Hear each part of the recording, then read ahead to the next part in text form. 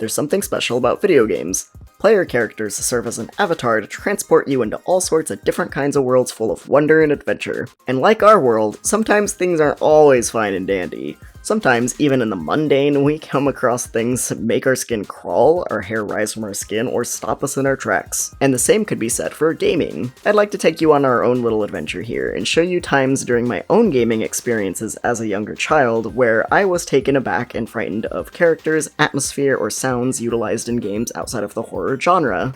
I have a fine list of 15 different moments, some of which you may agree with, and some you will probably think I'm absolutely bonkers for thinking that was a scary encounter. But to be fair, some of these were from when I was a very young child in the 90s. Also, for a little twist, I'll be going down this list in order of, yeah, I can see why that would scare you as a kid, to buried, just why? Why did you think that was horrifying? So let's go ahead and get started with the list then. Number 15, The Dark Being from Lighthouse the Dark Being. Go figure, right? Lighthouse the Dark Being is a Sierra Online game for MS-DOS, Windows, and Mac from 1996. It's a single-player, first-person point-and-click adventure game, often compared to the popular game Myst, with a Y. I used to watch my mom play this game back in the 90s, and it holds some nostalgia thinking about the puzzles, the visuals, and the wonky robot bird person, but because of those old graphics, it also has a weird Uncanny Valley vibe to it. But even though the weird bird person is creepy as hell, that's not who scared me half to death as a kid. In this game, you play as a struggling writer newly moved into a cottage on the Oregon coast, next door to Dr. Jeremiah Crick and his daughter Amanda, who live in the nearby lighthouse. Your character receives a call from Dr. Crick,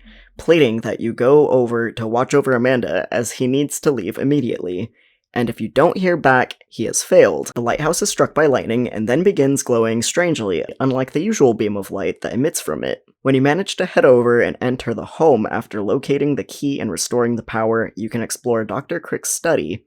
You learn that he's been experimenting, and on a note, he mentions creating an anomaly like a portal in the fabric of space. After visiting various rooms, Amanda begins to cry from her crib, along with some static noise buzzing as well. You locate her room and open the door to see this abomination cackling wildly and snatching the baby, while she screams with fear, before he leaps into the portal that was mentioned by Dr. Crick in his note. This Shadow Man destroyed my fragile child brain for so long after seeing the cutscene for the first time, and what's more messed up after revisiting this game as an adult, shortly after Amanda is snatched, you can find a journal entry from Crick stating that he's encountered the being before and has even tried communicating and inviting it through the portal because he was fascinated by it. Like, dude, what a bingus!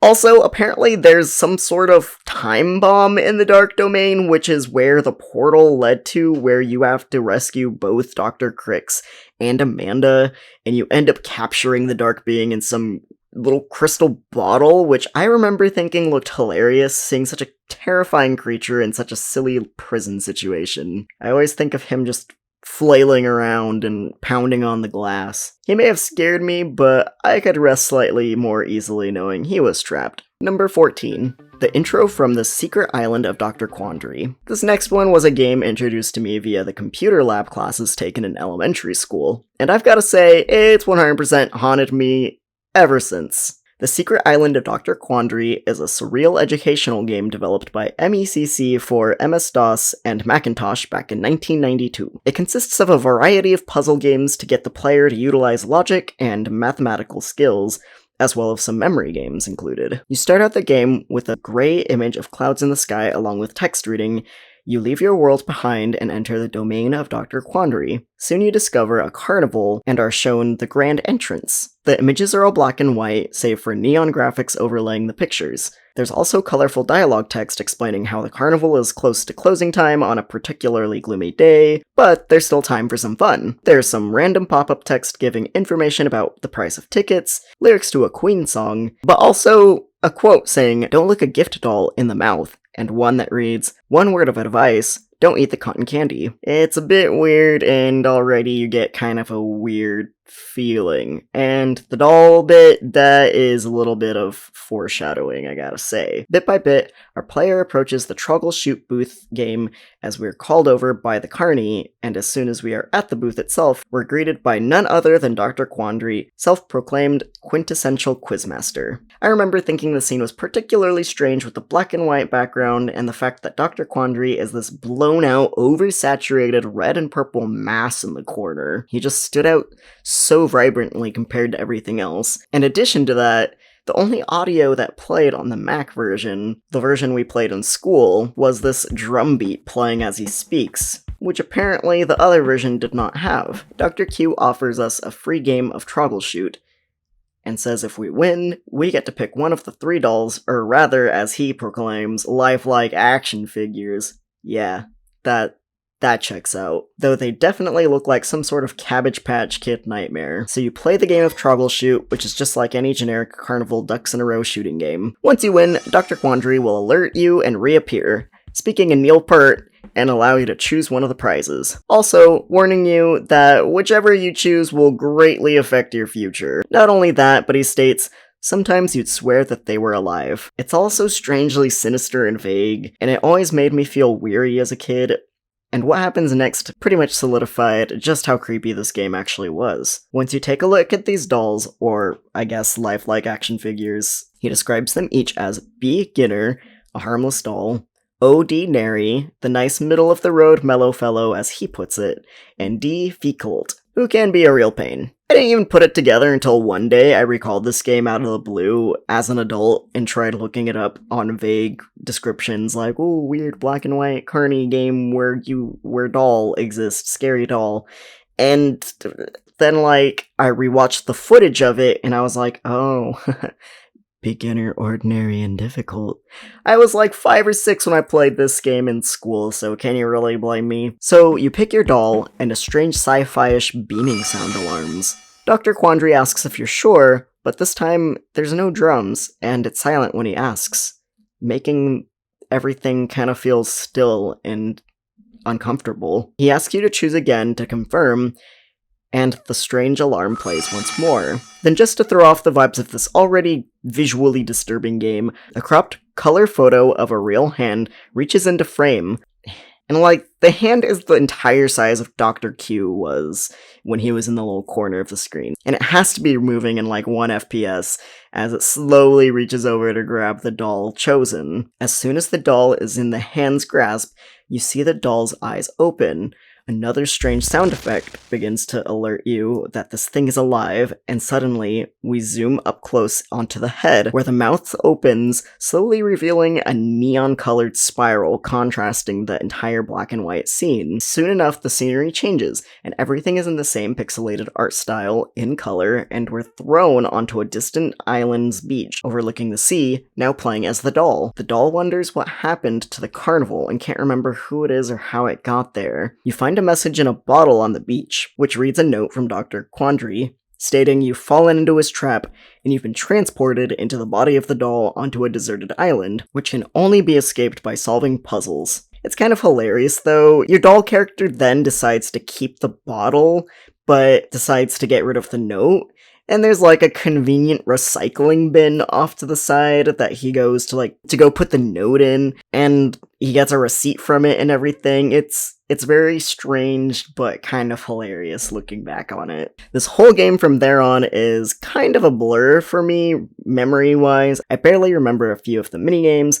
something about CDs on the sand.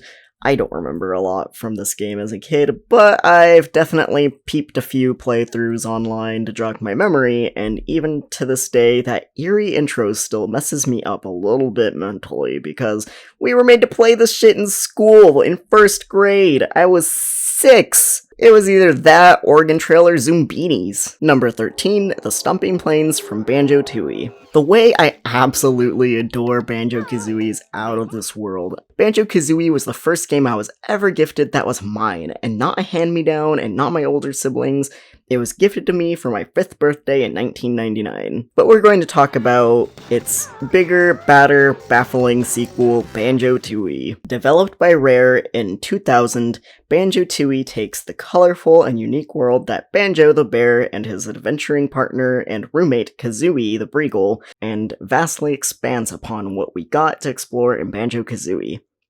I could honestly make a full separate video, many actually, about Banjo, and honestly I probably will someday, but for sake of this video, I'll try to not go too deep in it. In BanjoTooie, the antagonist Gruntilda is back from the grave seeking revenge on the bear and bird duo. And this time, she means business, as in right in the beginning of the game, she snipes bottles immediately with a blast of magic. Grunty basically has this machine called B.O.B., aka her battery-operated boyfriend, I mean, big ol' blaster, which can blow and suck. Okay, we get it, Grunty, she's nasty, she's a nasty bitch. This powerful machine is capable of absorbing all of the life force out of a given target, which she is planning to utilize to bring herself back to full health. She tests this out on King Jingling, the leader of the Jinjos, the magical little creatures that serve as collectibles that help you earn jiggies throughout each game. We'll get back to him in a sec, because number 13 belongs to a very specific level in BanjoTooie in my book, and that's the Stomping Plains in Pterodactyland, a world where dinosaurs never died out. In this level, you come across different dinos, the little Stegosaurus that attack you everywhere you go, Scrotty or Scrody, the Styracosaurus looking for her kids, the Chompasaurus, the Plesiosaur, and Terry the Pterodactyl. Even Banjo can transform into a T-Rex, either at adult size or baby size, depending on Wumba's wigwam size. Stomping Plains is inhabited by the Stomponodon, a giant dinosaur in which we only see one of her feet ever in shot. Yes, and it's for free. The Stomping Plains is so unsettling because there are only ambient sounds of wind and no background music, and us Banjo fans know just how reliant the series is on musical wonder. One of the biggest collectibles in the game is music notes after all. Not to mention, Grant Kirkhope's incredible score across the games fill each moment with life. But this area is unnerving, and as soon as you step off the ledge onto the field, the Stomponodon's foot comes down hard and fast, shaking the ground and letting out a terrifying roar reminiscent of Godzilla's cry. It's a race to get past the plains as quickly as possible using footprints embedded in the ground for cover to recuperate, but once you're in the divot, waiting for a moment to escape, the Stomponodon does not let up with her steps and screeches. I used to enter the cave, stare in silence from the ledge, and debate if I was going to be brave enough to actually make the attempt to cross. Oftentimes, recoiling and leaving my older sibling to be the one to beat it for me to witness from a safe distance. Number 12, King Jingling from BanjoTooie. So now we can circle back to King Jingling, king of the Jinjos. Like I mentioned earlier, King Jingling is the laid-back king of the Jinjos, magical little creatures that served as collectibles in BanjoKazooie, and collecting 5 would earn you one of the 10 jiggies in each of the worlds. In BanjoTooie, King Jingling explains how his people ran away from the village terrified of the witch's machine. This is probably because the home of the Silver Jinjos was entirely decimated, killing the entire family, which you can visit their little house, or well, what's left of it, and there's a little memorial sign explaining what happened. Kinda fucked up for a kid's game. Jingling wants Banjo and Kazooie to gather his people so that they can have their kickball tournament that upcoming week, which he was looking forward to. Gotta love Rareware plots. They're just so fun and so silly. He hands Banjo a free jiggy as an incentive to want to accept the quest, and opens a path through one of Bottle's kid's room to help begin the journey. Giving Banjo the jiggy marks him as the first target of Grunty's B.O.B. machine, and quickly his life force is sucked completely out of his palace and his body, leaving the once golden structure a decrepit flat gray, and King Jingling a groaning and staggering zombie. Going back into his palace, you can see the once colorful king now as a living dead abomination. I used to watch him moan and groan wandering his chamber safely from the staircase, but if you decide to creep out onto the floor within range, he will target you and he will hurt Banjo. Something about this atmosphere, the cheery gold drained, leaving his skin a pale bluish gray with unhealthy textures and his dead blank eyes, really haunted me as a kid. It was such a graphic image of a character who was once excited to play kickball with his friendly villagers, suddenly turned turned into a morbid twist. There was a lot of dark and dreary moments in this game overall, though, and that heavily contrasted the first game. Instead of jumping to and from worlds assembled by magical puzzle pieces in a witch's tower locked behind musical spells, Banjo and Kazooie now traverse the world as one big, interconnected map instead of sections. Something about how intimidating the larger worlds, more NPCs with horrible situations they find themselves in, and a darker plot just made this game kind of eerie in strange ways. I even clearly remember having nightmares that an evil version of Mumbo was trying to hunt me down in Target Zan's temple when I was a little kid, and that was long before we even unlocked Cloud Cuckoo Land's Minji Django battle, which you can imagine just how startling that was to encounter after having the aforementioned nightmares. This isn't the only time I'll mention banjo-tooie on this list, so stick around for when the entries start to be less face value scary and more psychologically frightening for kid me. Number 11, King Sandybutt's Tomb Maze from BanjoKazooie. Yes, I'm aware it sounds silly because of the character name, but Banjo fans will understand it's just rareware humor. But humor aside, Sandybutt's Tomb Maze is all kinds of anxiety packed into less than 60 seconds. Like the last two entries, we continue on with our bear and bird duo, Banjo and Kazooie, but from their first game released in 1998 by Rare for the Nintendo 64. BanjoKazooie is absolutely one of the best 3D platformer collectathon games out there, and this particular challenge in the game was hard for me to want to try and 100% all jiggies and music notes as a young kid because of how badly it scared me. The challenge lies in the 6th world within Gruntilda's lair, Gobi's Valley, the desert level decorated with quicksand, cacti, and pyramids. Inside one of these pyramids is Sandybutt's tomb, where as soon as you enter, you wander down a tunnel lined with music notes as Sandybutt himself warns the duo of his wrath, telling them that they should back out now. As soon as you clear the tunnel into the actual challenge, a large room laid out in a maze,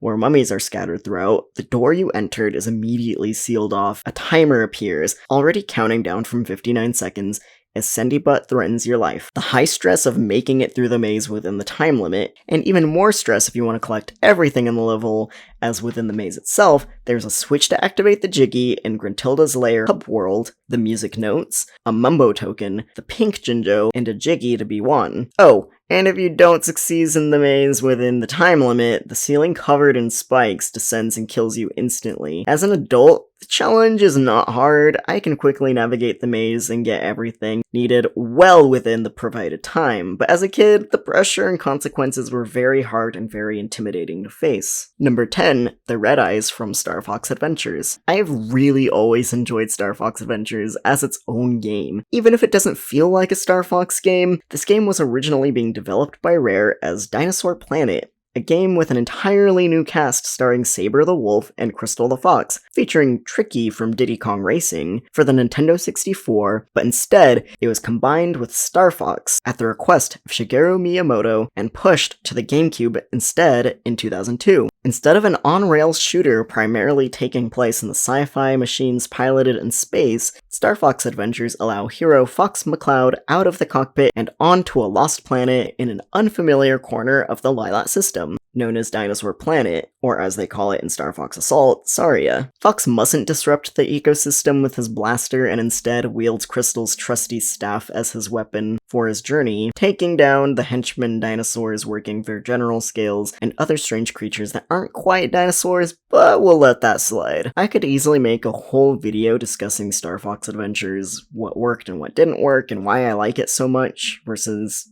things I didn't like, but I really did enjoy it a ton as a little kid. I've gotta admit, the moment I managed to make it all the way to the World City, I found the Red Eyes, the large T-Rex inspired dinosaurs, to be quite imposing. The way they trudge along their simple predetermined paths around the central pyramid, their dark features and their gleaming namesake as they pace, and the size difference in general between Fox and the Red Eye was incredibly intimidating. Also, you can't do anything about them hurting you until you gain the bonus upgrade on the staff, which allows the usage of the Super Groundquake move. The thought of fumbling back on your feet while a large carnivorous beast is baring its teeth at you is quite unsettling. Number 9, Snacker from BanjoKazooie. Can we tell that I played a lot of banjo as a kid yet, or... By the second world of BanjoKazooie, known as Treasure Trove Cove, you quickly get to develop thalassophobia. This tropical island-themed level, decorated with crabs, clams, palm trees, and a beached pirate ship, has it all, including shark-infested waters. I'd never been afraid of sharks myself. I always thought they were pretty cool little guys, but I would be lying if I didn't say Snacker the shark himself didn't ruin my life every time I fell into the waters of Treasure Trove Cove. Once again, our beloved Grant Kirkhope decorates time with a catchy bouncing tune for the level, complete with steel drums and a floating flute melody. But the moment Banjo breaks the surface of the waters that surround the level, that lovable tune is replaced with a guttural Jaws-inspired low-stabbing string piece that ignites fear in an instant.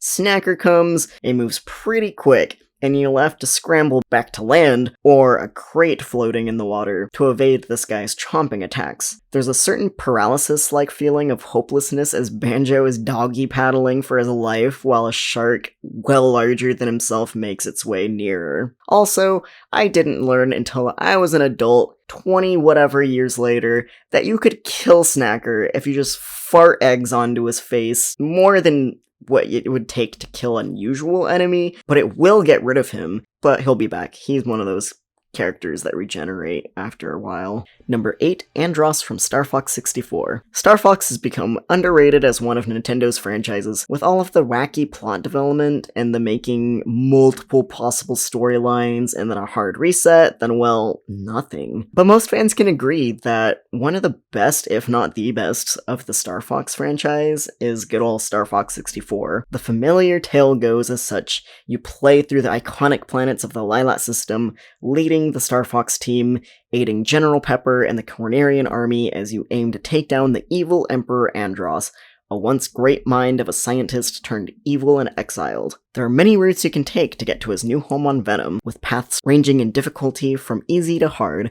Some you can mix and match, depending on how well you play out each course. Though, if you take the easier medium routes, you wind up fighting Starwolf at Bulls, and carry onward to Venom to the false Andros. However, if you take the hard route and complete Area 6, you'll find yourself back at Venom, but this time fighting the real Andros. Andros is generally a creepy-looking guy, being a large monstrous ape head with floating disembodied hands, with a trippy green foggy background, and a horrifying deep voice calling to you.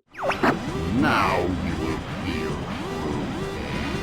There's a certain moment in the boss fight where he shoots some kind of lightning beam out of his fingertips, while his face is seemingly frozen in one expression as the lighting strobes, which is particularly creepy to look at. As you destroy the false version of Andros, it's revealed that he was a decoy robot, and the real Andros is left to drift in the Lylat system. In fighting the real Andros, the fight plays out similarly, though instead of revealing a robot, Andros is revealed to be a floating large brain, and his eyeballs orbit it in a disgusting fashion. Fox is forced to blow up the eyeballs and then the brain itself. As soon as Andros is entirely obliterated, he makes one last bold claim: "If I go down, I'm taking you with me," initiating a self-destruct sequence across the layer, to which Fox's vision of his father, James McCloud, then guides him out to safety. This fight is very intense, and the visuals are so jarring, it's definitely one of the creepiest moments I've ever faced in a game. Number 7, the game over screen from Jurassic Park for the Super Nintendo. The Jurassic Park game was developed by Ocean Software, released in 1993 in North America, based on the 1993 film, which was based on the 1990 novel. And yes, it is one of my favorite books and one of my favorite movies, and this game is very near and dear to my heart. Welcome to Jurassic Park.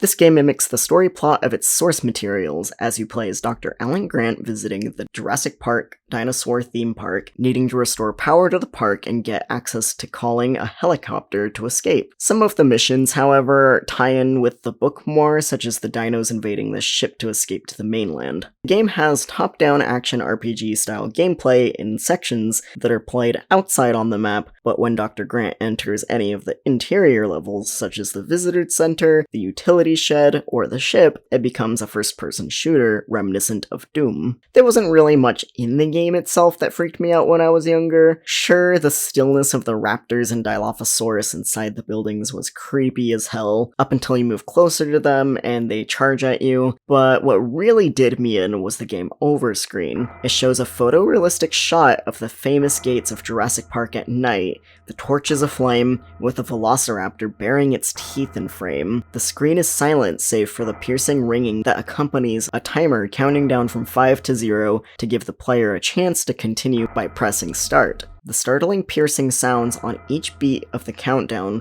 while the rows of sharp teeth and narrowed eyes of the raptor staring you down feels like you're on the verge of the gates of hell. It was really a shock to go from the almost cartoonish feel of the pixel art with bright colors of the scenery to a sudden bleak screen that symbolizes your harsh death.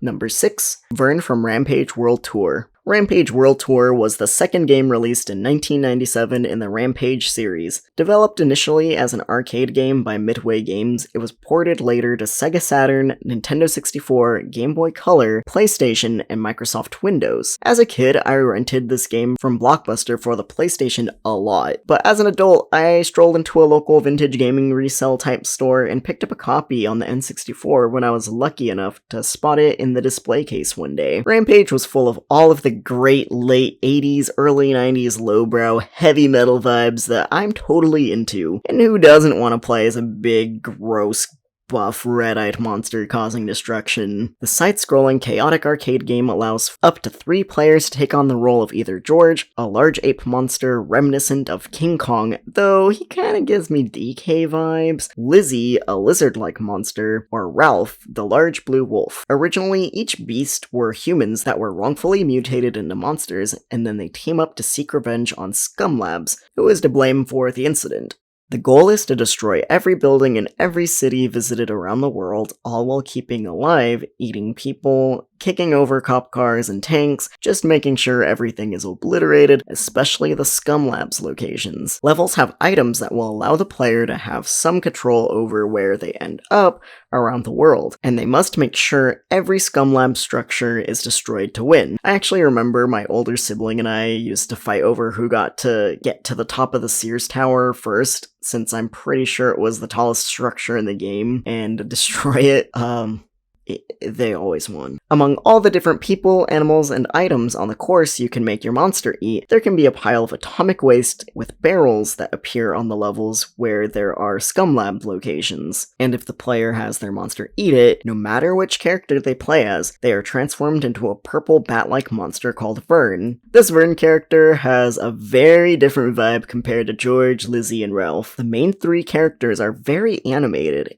Even in their idle animations, they have a bounce that gives them the illusion of heavy breathing as they are always facing ahead of themselves ready to destroy their next obstacle. Vern, on the other hand, is very still aside from the flapping of its wings. There's no weight to it, it hovers without any movement no matter where it's positioned on the screen in the sky. And this guy here, when idle, faces not ahead of itself, but rather directly at the viewer, as if through the screen. It's sort of a fourth wall breaking feeling, and its motionless stare with its piercing red eyes always made me feel a little uneasy. Regardless, everyone wants to get that Vern upgrade to do some serious damage on those Scum Labs levels. Number 5, Eustace Demonic from Rampage World Tour. Another entry from Rampage, the CEO of Scum Labs himself. When this dude shows up after each time you destroy a Scum Labs location in its entirety, you're greeted with a shot of this man at his podium, smoking a fat cigar, eyes red, and still as a statue. The look of rage in his gnarled face, along with the uncanny stillness of the character model and striking sound of the chord that plays and fades out alongside this image, really made me uncomfortable looking at him. It was always kind of similar to Vern, the uncanny motionlessness and darting stare. Number 4, the Donkey Kong Country Game Over screen. Back to the bouncing, warm, and colorful world of 90s rare gaming. More specifically, Donkey Kong Country on the Super Nintendo from 1994. This incredible side-scrolling platformer was probably the very first video game I ever played, or at least one that I have the earliest memories of playing back in the mid-late 90s. Though back then I was teensy tiny and didn't even know how to make DK walk, I just kept pressing the button to make him somersault. Donkey Kong Country follows the tale of DK waking up one morning to discover his hoard of bananas are stolen by the evil Croc King K. Rool. He rounds up his little buddy Diddy Kong, and with the occasional help of other animal pals such as Rambi, Winky, Engard, and more, adventuring across different worlds across the land, sea, underground caverns, mountains, and so on. As DK adventures, he collects balloons to earn lives and bananas, for which every 100 earns him an extra life as well. However, on a perilous journey, there lies all sorts of obstacles and danger, and if you lose both DK and Diddy in your party, you lose a life. Once you run out of lives, you're greeted with this game over screen. This screen showing DK and Diddy beaten and bandaged up, sitting alone in a dark void, accompanied by soft and somber music for a few moments before silence until the player presses a button, had really struck something deep within my mind as a kid. DK and Diddy and all other characters on screen are in constant motion as you play the game itself. The player characters even have fun, idle animations when you aren't moving them around, from DK's triumphant chest-beating, howling call to Diddy's silly head-scratching. However, the stillness and quiet, impactful image on the screen, along with the chilling, somber music you face, contrasting the mood of the entire game, shows the player just how severe a death can be. This consequence made me not want to lose lives even more as I played this game growing up, and even as an adult, I don't really like facing that screen still. Number 3, the Mutated Piglet from BanjoTooie. Yeah, we're back to BanjoTooie. You can see that that game weirdly affected me as a little kid. I don't know why. Anyway, now we're in that area where you're probably like, that's not really scary though. As a kid, these pigs had me so unsettled. In Jolly Roger's Lagoon, one of the most frustrating jiggies to earn is cleaning and warming the pool for the piglets to go swimming in. This one requires turning off the sewage pipe at Grunty Industries to stop the pollution, and then warming the water by pushing George the Ice Cube out of Cloud Cuckoo Land into the hot water of Hailfire Peaks, which can be drained into the pool in Jolly Roger's Lagoon. It's very involved and too much. The two piglets are Pickles and Trotty, who wait to enjoy the pool once the conditions are adequate. The latter of the two suffers from an unfortunate fate, claiming Pickles pushed him into the disgusting pool, causing a third arm to grow. It felt so far out of left field to me.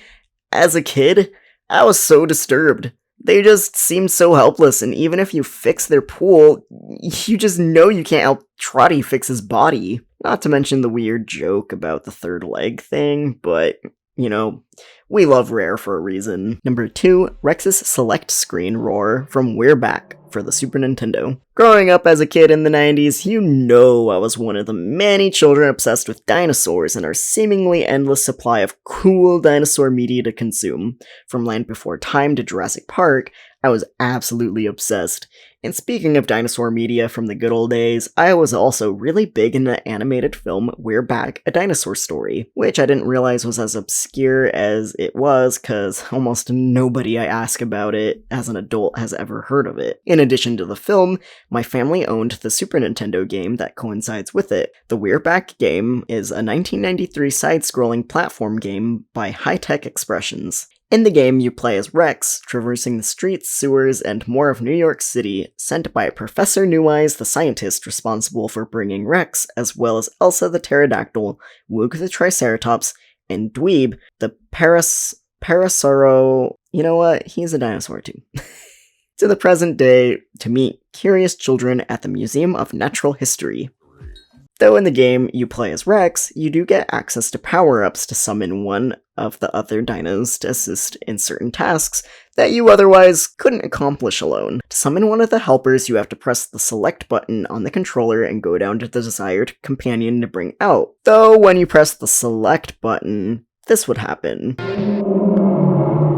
I can't even begin to explain why, but this soundbite had me terrified as a young kid. I used to literally hide from the TV when I heard it. I very clearly remember diving behind the sofa back in the late 90s, just cowering whenever the sound effect would emit. The sudden low-quality bellowing roar to pull up the options as Rex raises his gaping mouth to the sky, frozen until you make your selection, just always disturbed me. Looking at it now as an adult, it's kind of hilarious how messed up I got over this, because it's definitely not that scary at all. I understand why Kid Me found the audio haunting, though. Honorable mention, the eel and piano from Mario 64. I'm combining these two and moving them into honorable mentions because they are on almost every list I've seen of the same topic. As the majority knows, Super Mario 64 was the flagship game on the Nintendo 64 developed in 1996. This one needs no introduction, the piano in Big Boo's Haunt, the Haunted Mansion level. And yeah, I'll conform with this one because fuck that thing! Everyone who was a child in the 90s excitedly playing Mario 64 encountered that thing and felt their souls immediately evaporate upon engaging with those jarring, large razor teeth.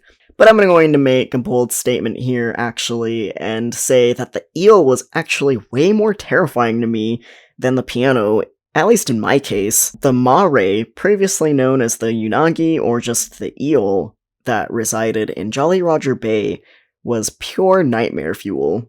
I feel like people could have developed some severe thalassophobia after encountering it so far deep under the water, and that horrifying drowning animation in Mario 64 does not help as you frantically try to stay alive, and players maybe even develop a bit of megalophobia once it emerges in its full form, seeing just how big this thing is. And now, the number one spot on my scary moments in games that aren't horror games was none other than the save robot from Mario Paint for the SNES. Another classic from the Super Nintendo Entertainment System, good old Mario Paint, a fun activity-packed game developed by Nintendo and Intelligent Systems in July of 1992. My older sibling and I would spend forever playing this game, mostly the composer feature, and I was also a fan of the stamp tool and creating your own stamp with the pixel art section. The coloring book was also a lot of fun for a young kid.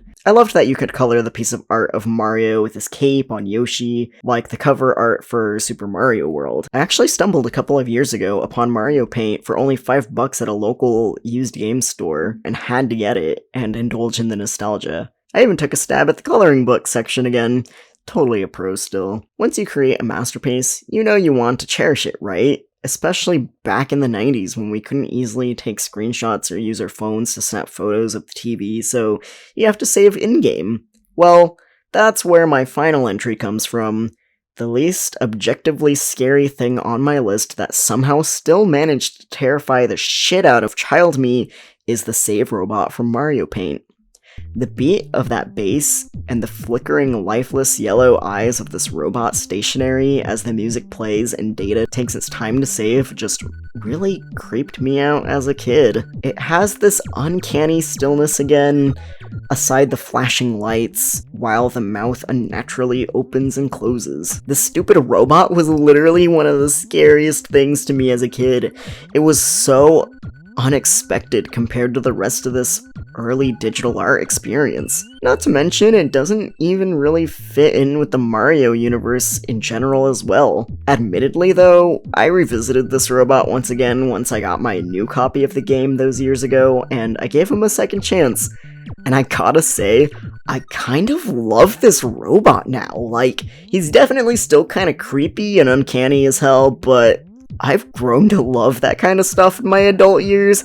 He's so strange and cool in that old SNES art style, and I gotta say, his music is actually kind of a jam. I would love to see a rave remix of this tune one day. Over the years, of course, I've encountered actual horror games and games made for more mature audiences, things like Ghost Hunting and Phasmophobia, or Taking Down Possessed Folks and Devour.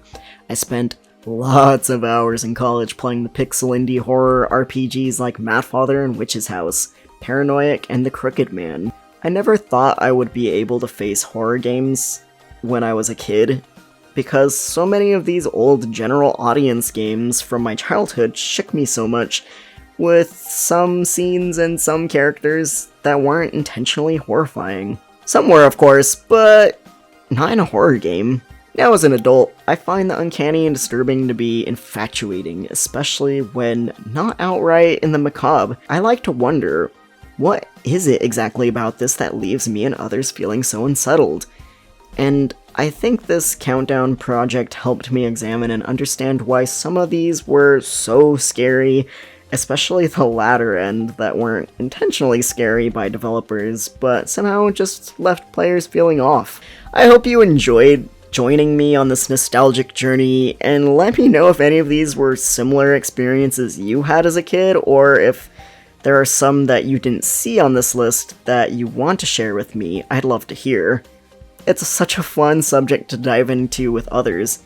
And a side note, I know a lot of Nintendo 64 era Zelda games strike a chord with a lot of 90s kids, what with Dead Hand and stuff from Majora's Mask, and the face on the Skulltula, that kind of thing, but admittedly, I didn't get to play any of those until I was in my late 20s because I didn't own them as a kid, and I didn't feel the need to include them since I didn't have that connection as a child. But I can assure you, after playing them as an adult, I would definitely have had those on my list if I did own them as a child. Anyway, thank you for watching, and if you've lasted this long, I really appreciate it. This is kind of my first big endeavor on this channel, and until next time, see ya fellas.